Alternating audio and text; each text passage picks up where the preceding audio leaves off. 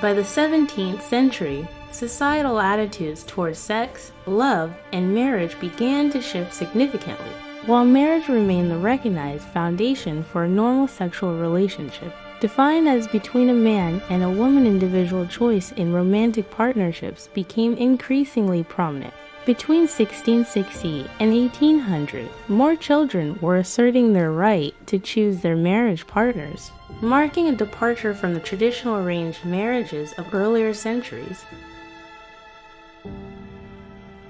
However, the ideal of a harmonious marriage often proved illusory. The satirical prints of James Gillray vividly illustrated the decline from blissful newlyweds to bickering, adulterous couples.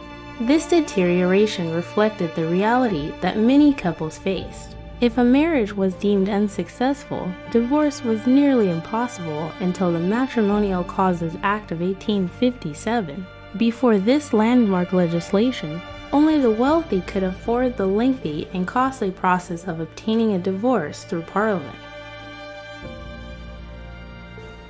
In practice, many couples opted for separation instead. Some even resorted to unofficial divorces through the peculiar practice of wife sales. In these transactions, a husband might lead his wife to a market, attach a halter around her neck, and sell her to the highest bidder. While this may seem shocking, in some cases, both partners had agreed to this arrangement as a means of transitioning to new relationships.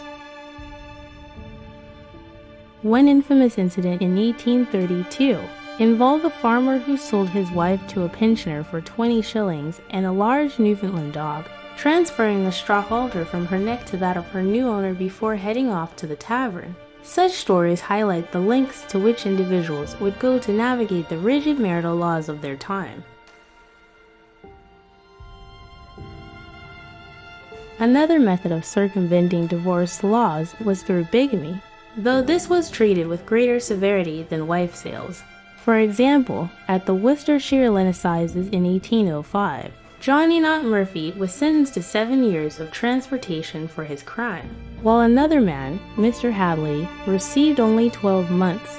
The disparity in sentencing likely depended on the specifics of each case, illustrating the complexities of marital law in this era. The changing attitudes towards sex and love were also reflected in popular literature and personal accounts. Works like Love in a Tub and The Happy Huntsman by Thomas Rowlandson capture the era's sentiments about desire and relationships. Personal diaries of libertine men from this period, including Samuel Pepys, James Boswell, and William Hickey, provide further insight into male perspectives on sex. Pepys, for instance, often sought vaginal penetrative sex, believing that true satisfaction came from ejaculation inside a woman, despite his fears of venereal disease. Boswell thought he had contracted it at least 14 times. He still sought out prostitutes for release. Hickey, known for his more carefree attitude, enjoyed spending time with less fortunate women, relishing the thrill of the encounter. His nights often culminated in what he referred to as the last grand one, emphasizing a focus on traditional sexual practices.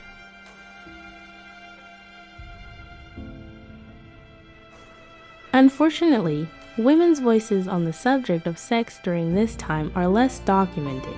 Those who did right, often courtesans, tended to emphasize love, relationships, and security than the physical aspects of sex. While men detailed their sexual exploits and the mechanics of intercourse, women focused on flirtation and courtship, revealing a cultural divide in how desires were expressed.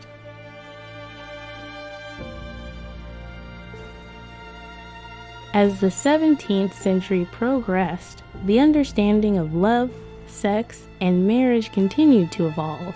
While the church's influence still loomed large, the increasing emphasis on personal choice and romantic love began to reshape societal norms.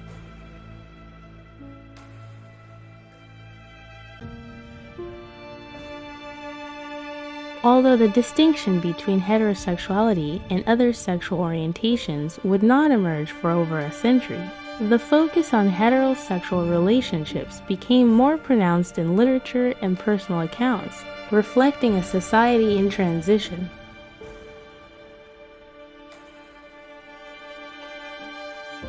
In this complex landscape, the interplay of desire, societal expectations, and individual choices painted a rich tapestry of human relationships, setting the stage for the more profound changes that would follow in the centuries to come.